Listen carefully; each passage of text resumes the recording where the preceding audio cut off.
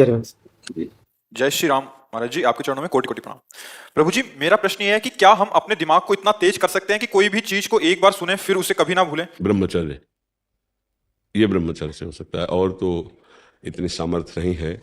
ये ब्रह्मचर्य में होता है, या पूर्व का कोई तप, जैसे छोटे से बालक में देखा जाता है भारी स्मृति, भारी ज्ञान, वो पूर्व का उसका तप है, भजन है। तो कि जन्मा 5 वर्ष का है, 6 वर्ष का है, वो बड़ा ज्ञान उसको है, वो पूर्व का उसका स्टॉक है। पर इस जन्म में हम स्मृति को अगर, तो वो ब्रह्मचर्य ही है। अगर हम ब्रह्मचर्य का नाश करेंगे तो स्मृति नहीं रहेगी। एक सीधा उत्तर है, आपका खान पान ठीक हो, आपका ब्रह्मचर्य ठीक हो, सात्विक भाव हो, तो स्मृति जागृत हो जाएगी। लेकिन गुरुदेव महाराज, मैं तो मतलब शादीशुदा हूँ गुरुदेव। मेरी तो ब्रह्मचर्य धर्म पूर्वक गृहस्थी में भी तो रहा जाता है। शादीशुदा का मतलब बेविचारी थोड़ी होता है।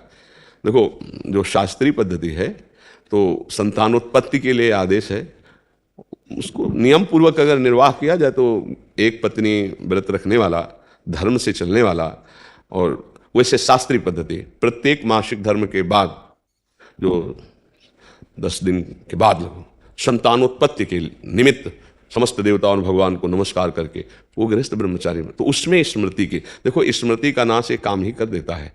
कामा संजायते क्रोधा, क्रोधा स्मृति विभ्रमा, और स्मृति भ्रंशात बुद्धिनाशो, और बुद्धिनाशात प्रणश्यति। तो अगर हमारा निष्काम भाव हो तो हम स्मृति वाले बने, तो गृहस्थी कोई निंदनीय थोड़ी है, कोई निंदनीय नहीं। देखो, हम जब शास्त्रों में पढ़ते हैं तो गृहस्थ जनों ने, जिनके बड़े बड़े धर्मात्मा संतानें हुई, उनकी बात, काफी दिनों तक ब्रह्मचर्य रह करके संयम से फिर गर्भाधान हुआ और फिर ब्रह्मचर्य से रहे, तो उनकी संतानें बड़ी प्रज्ञावान, बड़ी विवेकवान धर्म।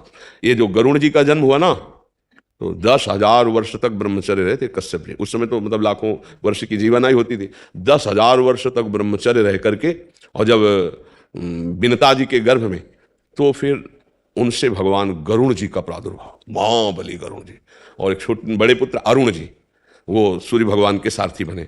कई हमने ऐसे ब्रह्मचर्य रहकर नाम जप करते हुए धर्म से चले, और फिर संतान, तो उससे फिर अब पशुवत आचरण तो कहीं आदेश नहीं किया गया है।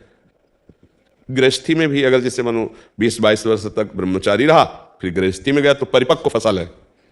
जैसे गेहूं गलेथ में हो, काट ले तो एक दाना नहीं मिलेगा, और परिपक्व फसल हो जाए तो कुंतलों अनाज सालों खाते रहो, ऐसा अनाज पैदा हो जाए। तो ऐसे वीर भी परिपक्व होता है, ब्रह्मचर्य भी। जैसे 20 से 25 वर्ष तक बिल्कुल ब्रह्मचर्य रहे बाल्यावस्था से, फिर गृहस्थ में जाए तो परिपक्व फसल है, संतान उत्पत्ति, फिर संयम से जीवन, तो वो महात्मा ही है, वो ब्रह्मचारी भी है। एक पत्नी व्रत धर्म पूर्वक चलने वाला, वो बेविचारी नहीं कहा जाता। वो गृहस्थ कोई निंदनीय नहीं, वो बंधनीय। अब हम लोग पैदा कहाँ हुए? गृहस्थों से ही तो ये ना।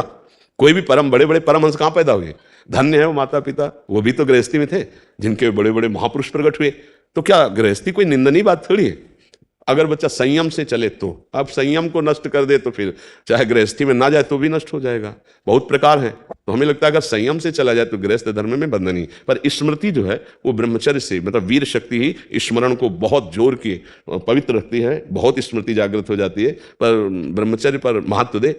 अब ऐसा थोड़ी कि कोई मनमानी आचरण करे। क्यों बच्चा?